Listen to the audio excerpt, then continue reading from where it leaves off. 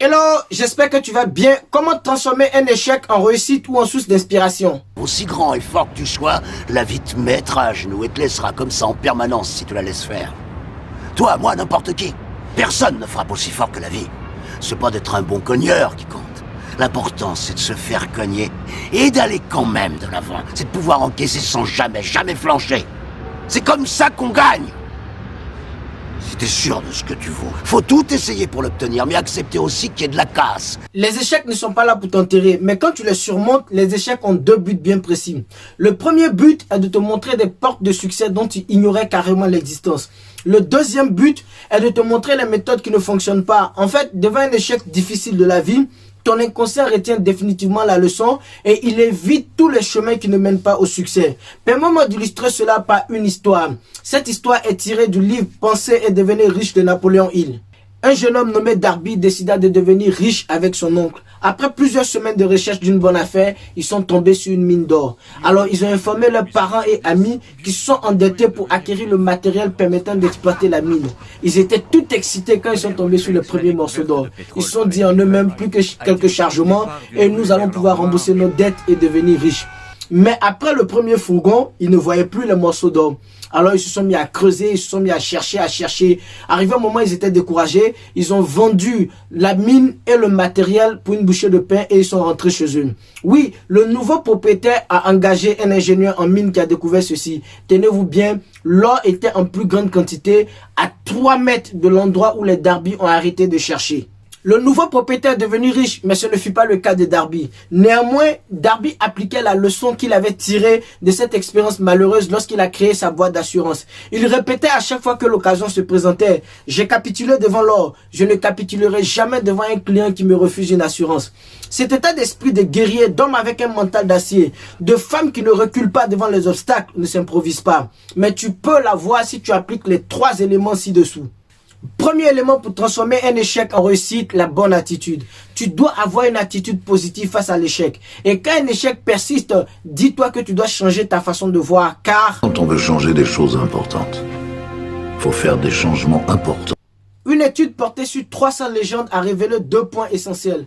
Premier point, le cas de ces légendes souffrait d'handicaps physiques comme la cécité, la surdité ou la paralysie des membres. Deuxième point, les 3 cas de ces légendes étaient nés ou avaient vécu dans des situations extrêmement perturbées et tendues. Question importante, pourquoi ces êtres d'envergure surmontaient-ils les échecs naturels alors que des millions d'autres se laissaient écraser par eux? La réponse est très simple. Ils ont compris que s'ils ne pouvaient pas déterminer chaque circonstance de leur vie, ils pouvaient en revanche déterminer leur attitude dans chaque circonstance. Et cette attitude était simple. Ils ont décidé de refuser les excuses et de transformer les pierres d'achoppement en pierres de guerre. Ce qui nous amène au deuxième élément qui est un bon processus de résolution de problèmes.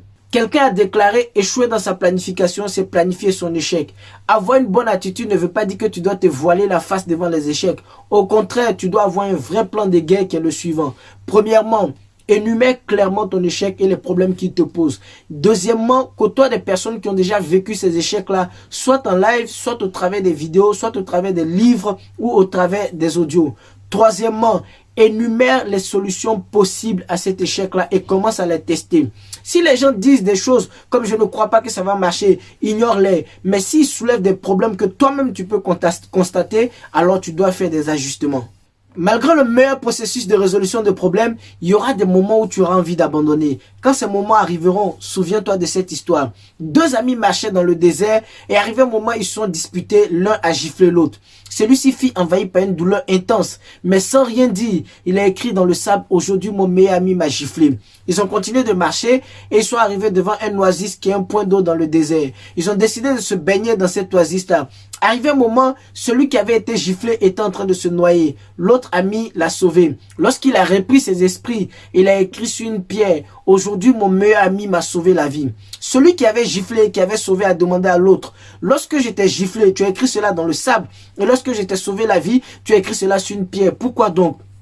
Celui qui avait été giflé a dit: « Lorsque quelqu'un nous blesse, nous devons écrire dans le sable pour en tirer les leçons et laisser les vents du pardon effacer cela. Mais lorsque quelqu'un nous fait du bien, nous devons graver cela dans la roche pour que aucun vent ne puisse l'effacer. » La vie a ses hauts comme ses bas. Quelquefois, elle nous frappe si durement que nous demandons si elle vaut la peine d'être vécue. D'autres fois, elle nous fait des cadeaux dont elle seule a le secret. Les cadeaux de la vie, ce sont ces moments-là où tout ce que tu touches se transforme en or. Tu as l'impression que tu marches sur l'eau parce que tu obtiens beaucoup de résultats avec peu d'efforts. Oui, grave ces moments-là dans la roche, pas des photos, pas des vidéos et des audios. Et ressors-les au moment où tu auras envie d'abandonner, au moment où rien de ce que tu feras ne marchera, au moment où aucun plan ne fonctionnera, sors ces cadeaux de la vie que tu auras gravés dans la roche et regarde-les, ça va te donner plus de courage. Et voilà, nous sommes à la fin de cette vidéo. J'espère que tu l'as appréciée. Si c'est le cas, n'hésite pas à la liker, à la commenter et à la partager avec tes proches. Pour ne pas manquer mes prochaines vidéos, n'hésite pas à t'abonner sur ma chaîne YouTube et à cliquer sur la cloche pour être averti à chaque fois que je publie une nouvelle vidéo sur YouTube. Allez, ciao ciao. Spartiate! Quel est votre métier?